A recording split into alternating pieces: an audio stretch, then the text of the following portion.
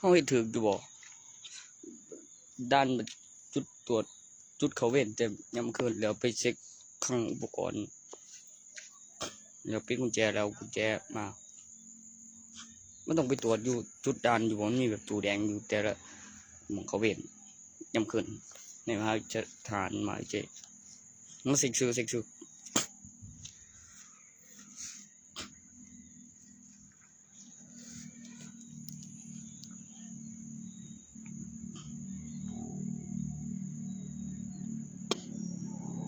แต่ผมเห็นสวนก็มาอยู่แล้ววันที่7มิถุนายน2569คืนวันอาทิตย์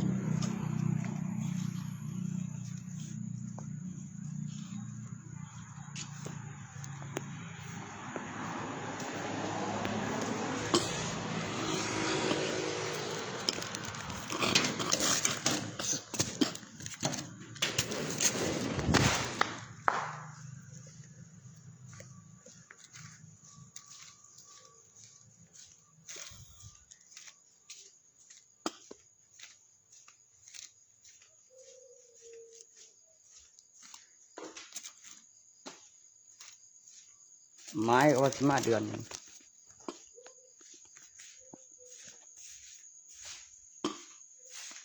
มันกำลังโหเล่นอีเลย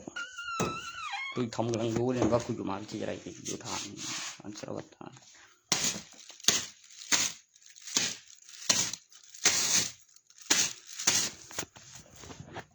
อันเสาร์อาทิตย์เขาไม่หยุดบอกมันจะว่าหยุดแล้วกับหยุดแล้วจริงๆมื้อตี 5แล้วก่อนเที่ยงรับรายงานตัวลุกขึ้นเลยแล้วก็เป็นเวลาในเสียบ้าง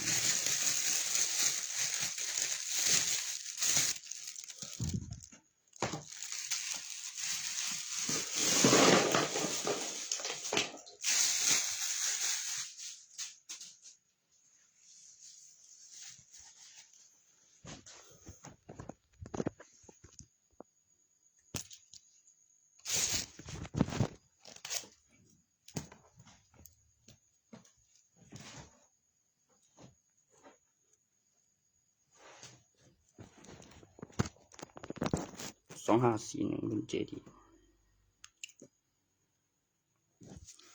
56บ่ว่าตัวนั้น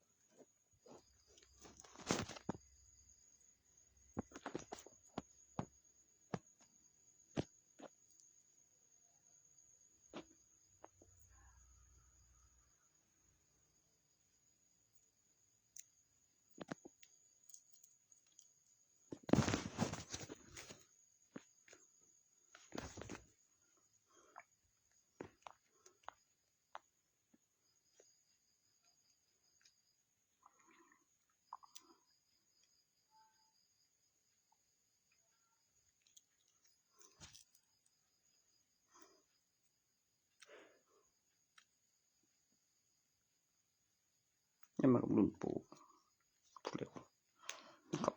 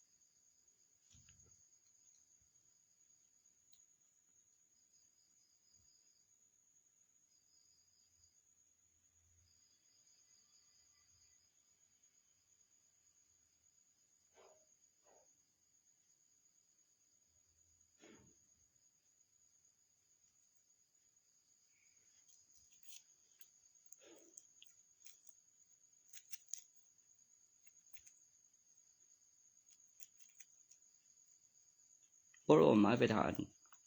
ไม่ใช่หมายตามจับเด้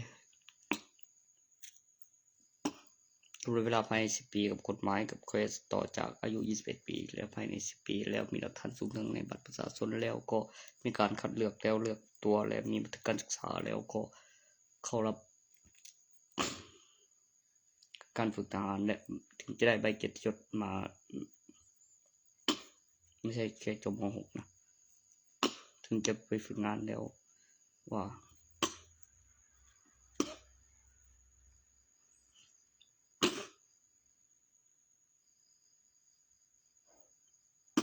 ตัวที่ทำให้เชื่อและมีกำหนดเวลาแล้วก็เงินเดือน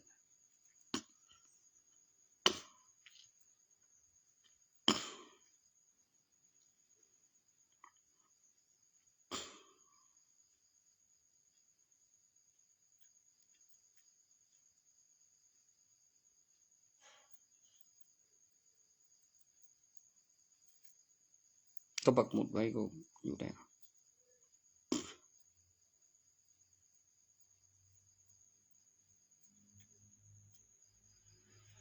เอกสารตัวใหม่ล่าสุดบ่มากกว่าจำนวนเงิน1เม็ดขึ้นไปคดีซ้อนอยู่ประมาณ3คดีถ้ายังไม่ถึงจำนวนเงิน1เม็ดก็ยังไม่นับเพื่อให้นักศึกษาอ่านดูจำนวนเงิน1เม็ดมันอยู่เม็ดละเท่าไหร่ในยุคสมัย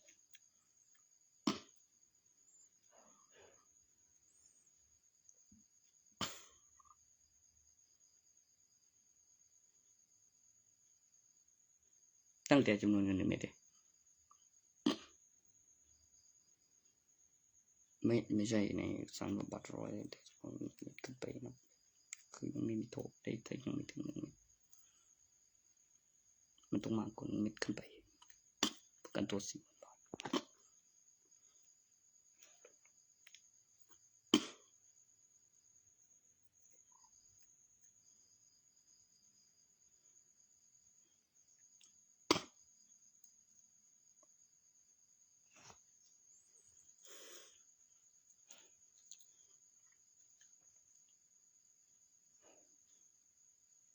โอ้ยตามนั้นเด้อ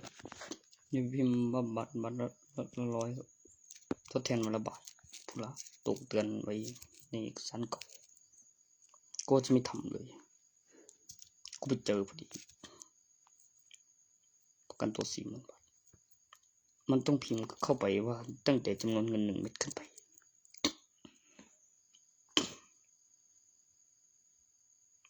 แม่นเอาไปแล้วยังไม่ถึงจำนวนเงิน1เม็ดขึ้นไปเนาะก็ยังไม่นับ1เม็ดเด้ยังไม่มีโทษแต่โทษหนักเด้มันมีแจ้งกว่ามันพยายามบ่เข้าข้างไปมันใช่ไหมกูอ่านเบิ่งอ่ะมึงจะไปเขียนว่าบาท100เลยประกันตัวตั้งแต่จำนวนเงิน1เม็ดขึ้นไป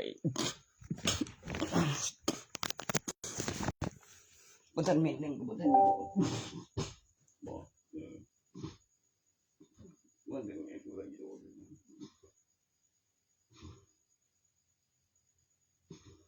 นอนได้นี่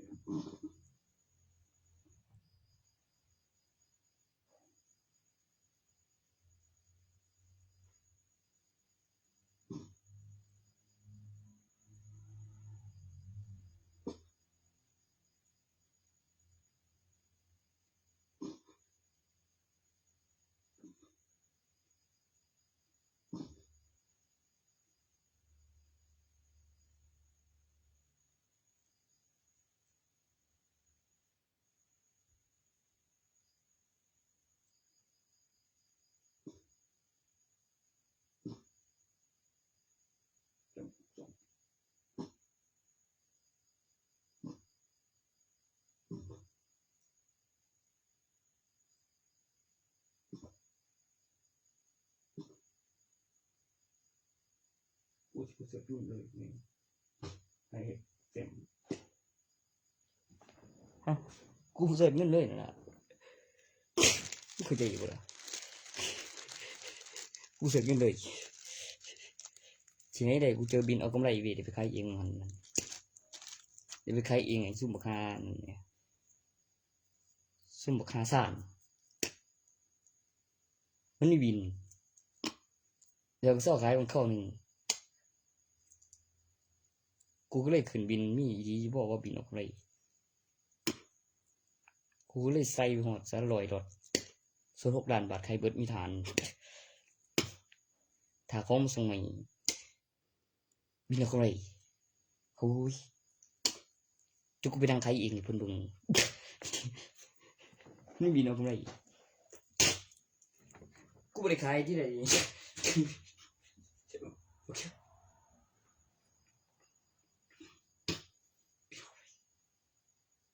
กูสิไปนั่งขายเองตัวบินออกไรกูไปนั่งขายเองยังล่ะ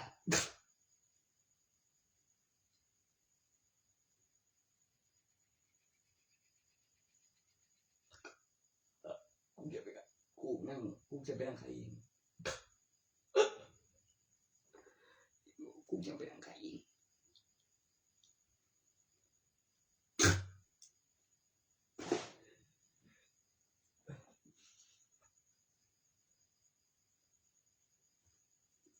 กูเคยขายเดียว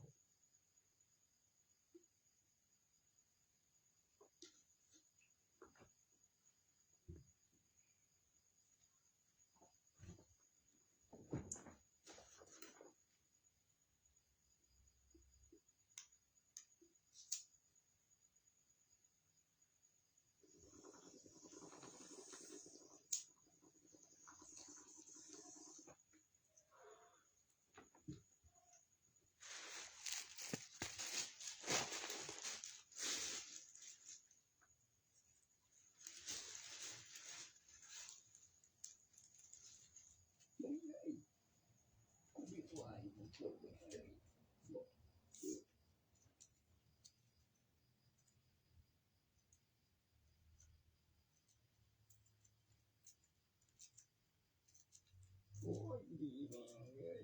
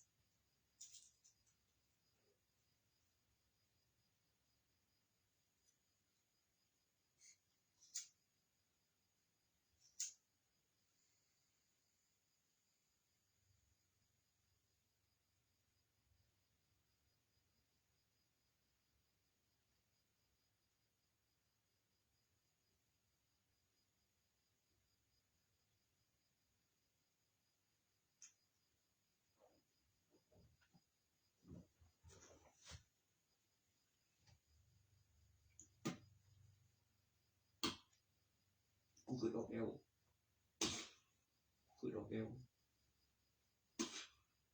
มีพยาบาลขอเวรกูขึ้นออกแล้วโอ้ยช้าไม่สิ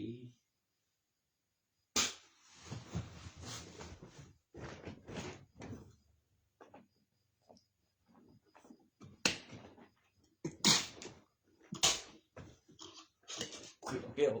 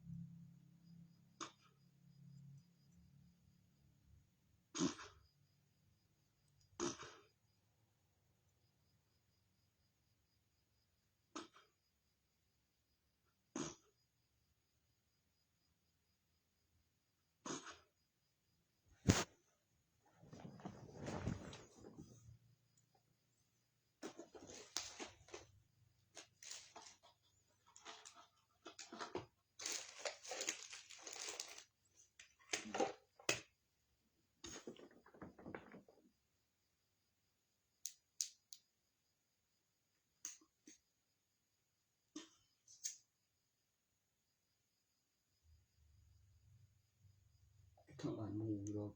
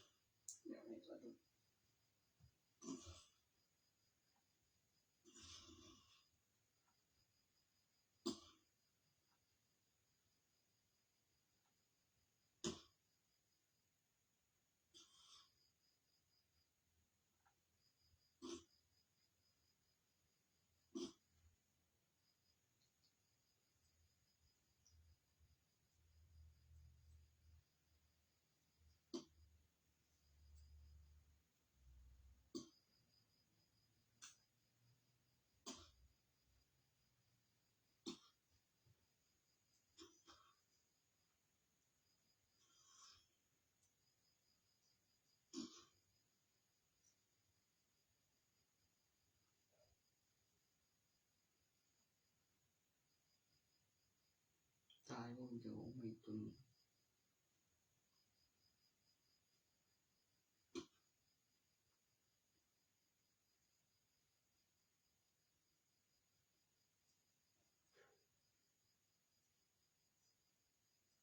มันเปลี่ยนชื่อนามสกุล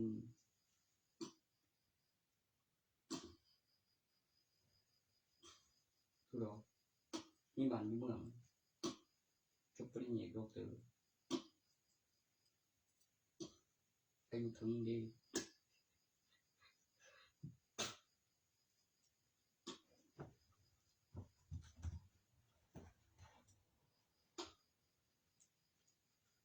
โอ้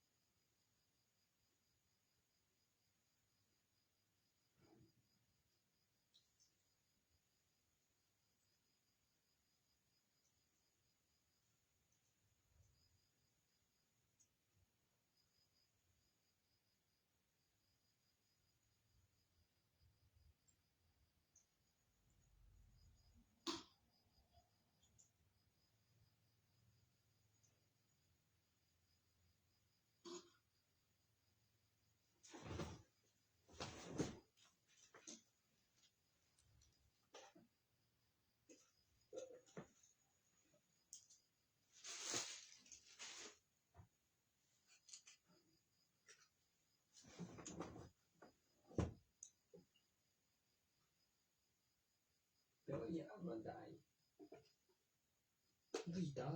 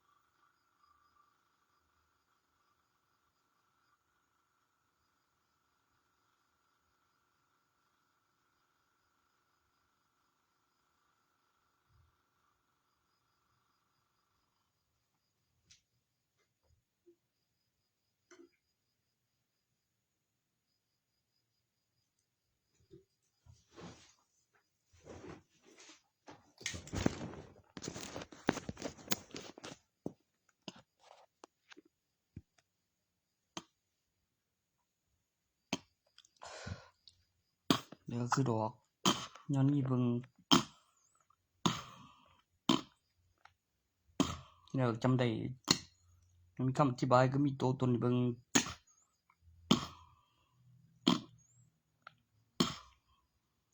ส่งไปตามเขียด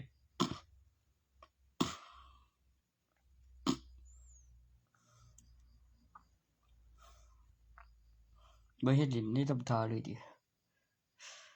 โอ้ย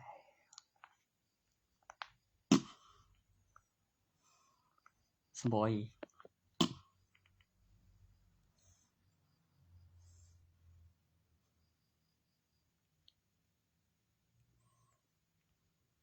แม่งอยู่ต่างประเทศอีหรือเป็นคือว่าเดี๋ยวคืออยู่ไกลพร้อมคือแม่มึงยังบันเด้อ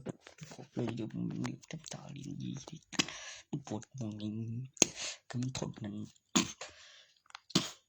คือมันไม่แนวทุนมันต้องไปหาหมอ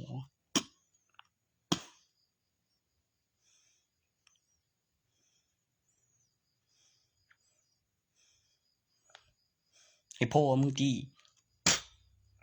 เลี้ยวก็คือบ่เท่าไหร่ครูตอบให้หายอยู่บ่ไกลโรงพยาบาล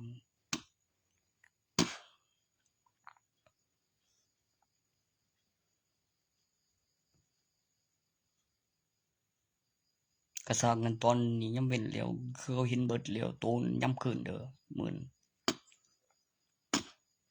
คือสิเห็นตะแม่นบินมาแบบแต่คือสิบ่เป็นหยังดอกล่ะก่อนนั้นคือสิเห็นหม้องประตูเอ่ยชื่อแล้วปิดประตูแล้วก็คือโอ้ก็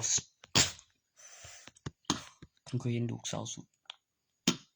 นอนเลือกได้เดี๋ยวเลือกได้ดี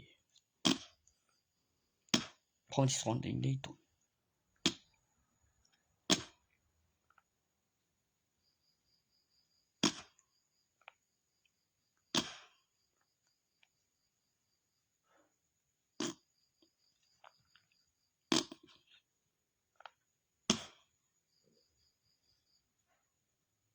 บ่ท้องเฉยก็บ่ได้เป็นใบเวลาคุณงานทานมันจะได้เฮ็ดเมียกูตอนใดข้างสิเอานี่บอกหยังมันก็สิเว้าไป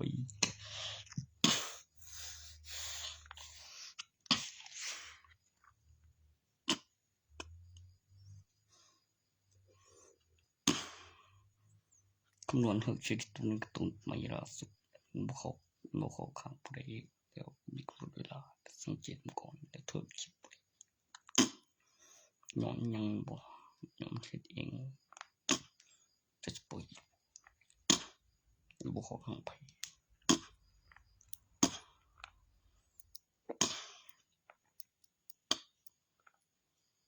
ซึ่งมันก็บ่ทันได้เอากันไปเว้าเรื่องพยานเมียมันสิบ่เข้าข้างที่เพิ่นว่าตอนนั้นผมเฮ็ดเองที่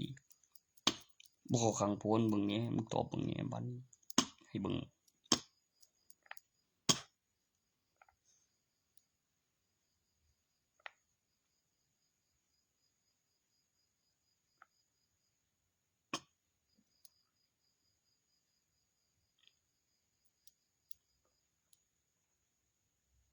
ซูเปอร์ฮีโร่ในตำนานที่กล่าวขานว่าแข็งแกร่งทรงพลังเป็นโอรสของสุดเกิดขึ้นจากพระราชาและพระราชินี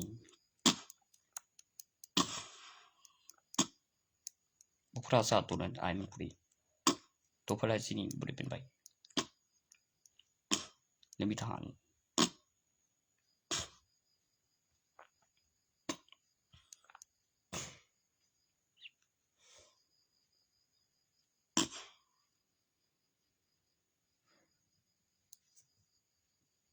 บ่ปันเฮาชีวิตบ่มันมันมันหันคอได้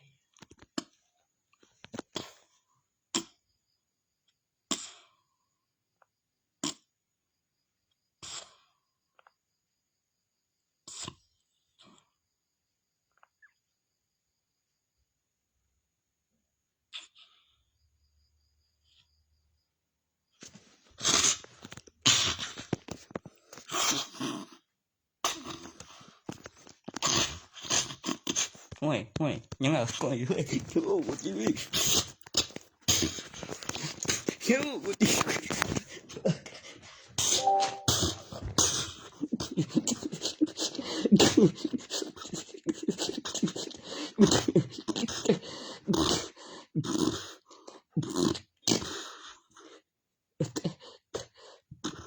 แม่งเอ้ย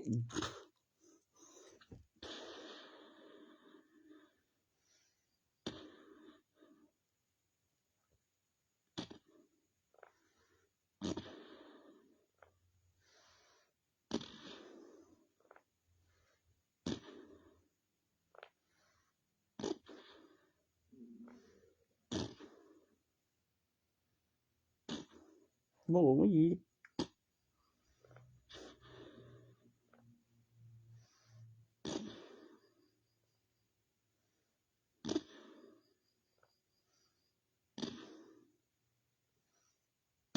คือผู้ขาจุนไงบ่จักคือแม่งเอ้ยฆ่าแม่งเงื่อนก็บ่เฮ็ด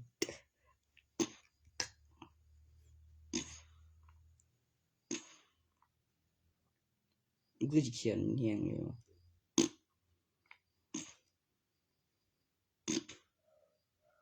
มันบ่แม่นมึงเขียนแฮงดอกบ่เจ๋งหาพรเป็นตำรวจบ่มีพรเป็นตำรวจจริงดิพรเป็นตำรวจนะหลักฐานเวลา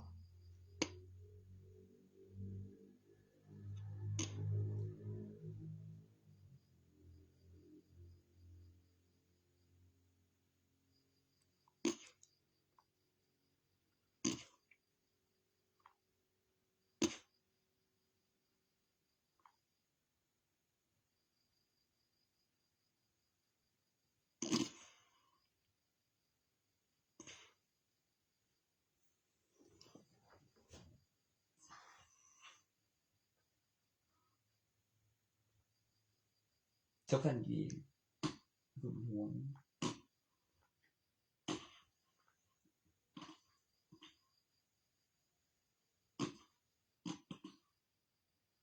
อย่าไปตาย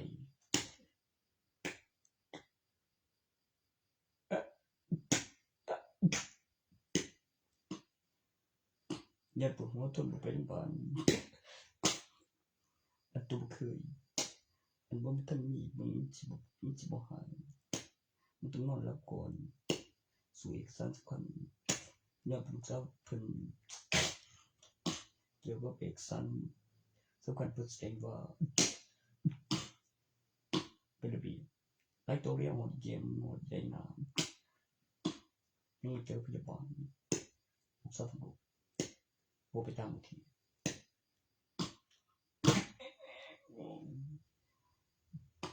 ย่านปวดหัวทนบ่ไปโรงพยาบาล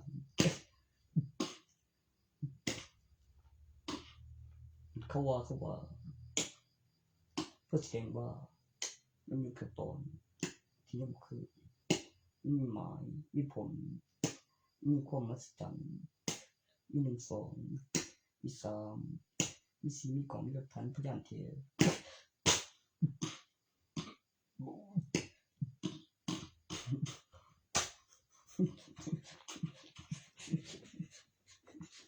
ยาวบ่ดีกูน่าแม่งบ่เฮ็ดเป็นห่วงหรือมีคนเศร้าคนตายสิไปแจ้งความหาสิไปแจ้งความหาย้อนหยังบ่ล่ะคือไปบ่ทั้งหมดบ่ล่ะกูว่าอยู่แต่ว่าแจ้งความกับโรงพยาบาลไปหมดอยู่แม่งจักกูย่านกูลืมแม่งกูคือออกอยู่กูแจ้งไปแล้วก็เอาไปก็วิดีโอไว้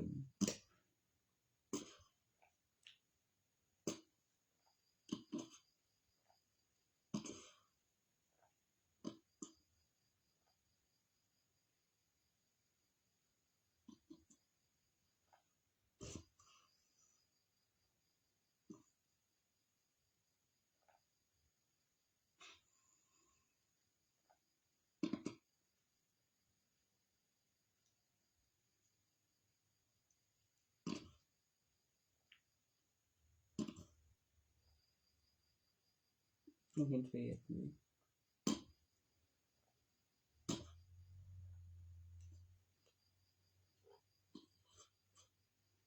ยืนไม่สีมันจะว่าบอกว่ามันหูดิเป็นงูที่เรา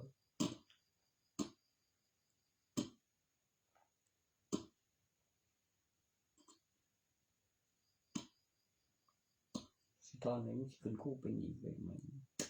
เด็กของมันบอกปืนล็อกน้อยนี่ไม่อยากบอกเบื้องต้นเราnhữngเราก็บองไปเร็วเป็นประจำnhững cái bom buมีสีโจยี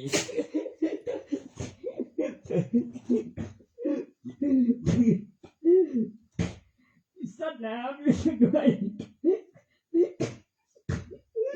ผมน้ำอย่างนี้สีโดยคือกูได้ยี่สีโดยแม่เว้ยอย่ามานะผมนะพ่ออย่ามาแม่เว้ยสีโดย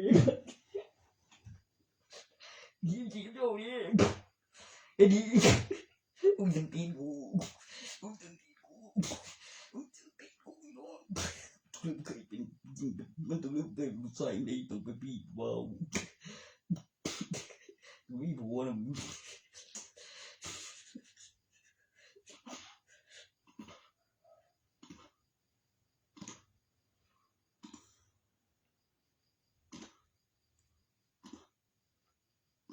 อะไรถึงจะไม่ใช่ครับ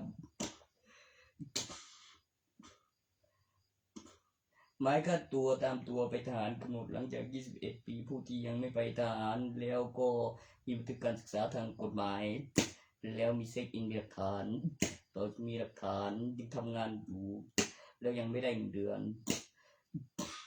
คือต้องหมายเรียกตัวเข้ารับการฝึกทหารเพื่อรับใบเกียรติยศตามระเบียบต้องมีเงินเดือนแล้วขั้นตอนกำหนดเวลาในการฝึกการฝึกเข้ารับเอกสารราชการ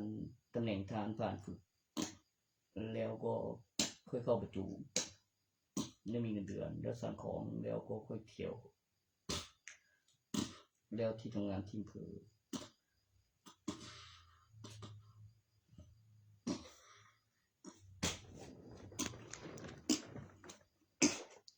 ตอนนี้มีอยู่จักสื่อว่ามี2 สื่อ1 วีตัวนั้นต้องเก่งข่วมกับบัตรประชาชนถ่ายรูปบัตรประชาชนเดี๋ยวไปสถานีหมายไปทหารบ่แม่นหมายไปติดคุกปีพศ2570หมายเรียกตัวไปทหารเพื่อเข้ารับการฝึกทหารคนไหนไปแล้วมันก็ไม่ได้ไปอีกก็เคยได้เงินเดือนมาแล้ว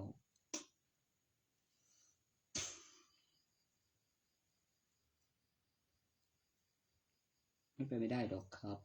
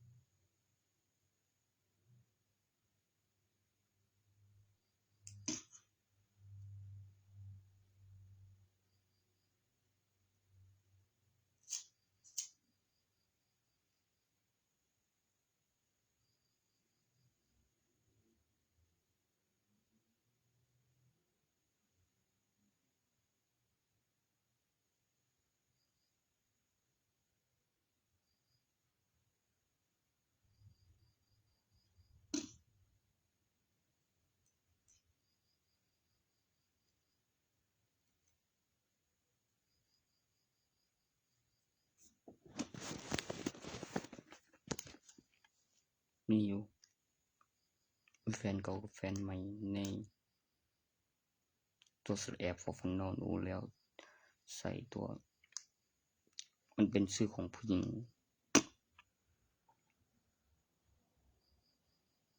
อ่านเลยเสียงมึงติล่ะ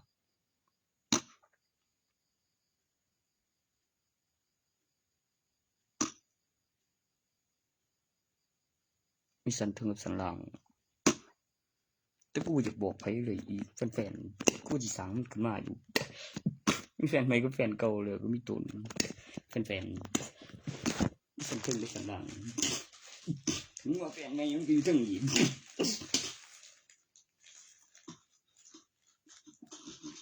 แฟนๆได้เกียรติแฟน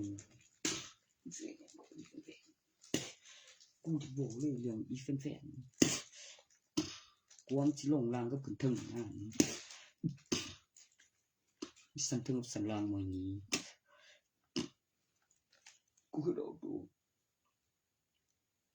คือไผอยู่กันคือผู้อื่นใส่แล้วมันก็บ่อยากได้มันเป็นชื่อนี้ชื่อหยังกูแฟนชื่อฉันก็แฟน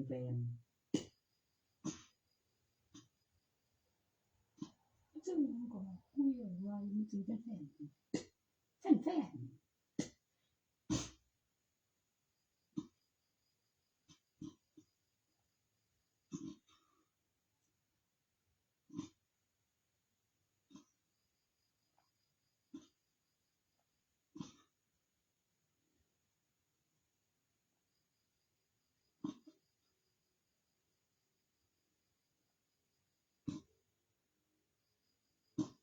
ตัวเจแม่อยู่ของเกลือเดี๋ยวเป็นนักสิ่งเดียว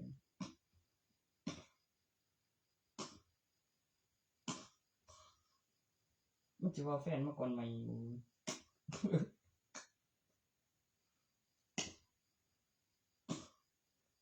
เดี๋ยวก็เปลี่ยนเรื่องไปแต่กูว่าสิว่าตั้งชื่อหยังว่าเพิ่นสิว่าอีแพ้บ่เพิ่นว่าบ่แล้วแฟนๆอยู่ว่าไปของเกลือมาบ่ว่านั่นไปของเกลือแล้วบ่สิขี่กูเขาใส่ป้องเขาใส่ป้อง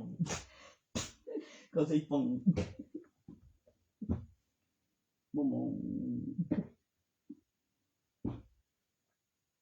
สิบึงตีแดงสิบึงถ้าเห็นคนนั้นกูไม่ใส่ลูกต้องเป็นใส่